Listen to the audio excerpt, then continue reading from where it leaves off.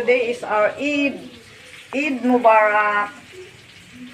Nagluto ako ng ano na, tapos na yung ano namin. Di ba nag-combine kami dahil yung may cashier kami sa hindi pa nakakaalam. Si Miss Budang Pinay. Hindi solo namin ang flat. Bali 2 families kami dito nakatira. Relative ng hubby ko. So, nag-combine kami ng ano namin, ng for Eid food. So, ngayon, hindi pa tapos na lahat. Yung ano na lang, yung fried chicken ko na lang. Ito, oh. Ano ba ito? Sana ito.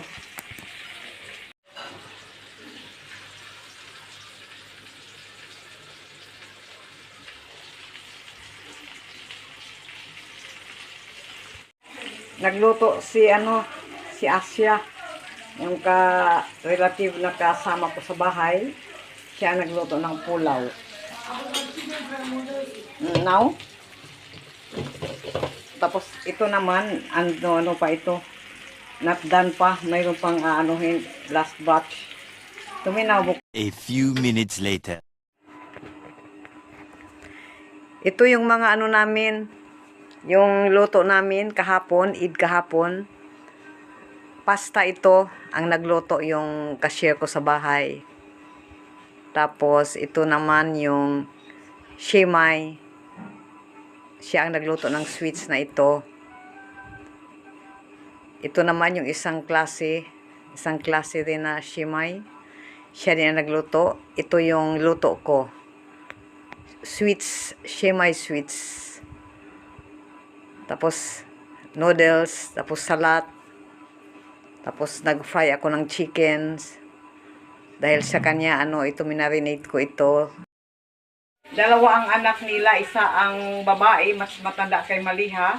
Tapos yung si Abu Bakar, sa madrasa yun madrasa nag-eskwela. Sa Otora. So, bakasyon dahil Eid. 2 months ang bakasyon nila sa eskwelahan nila sa madrasa. So ngayon, maliit pa siya nung dumating kami dito mga labs dahil sa hindi nakakaalam, 2015 namatay yung hubby ko.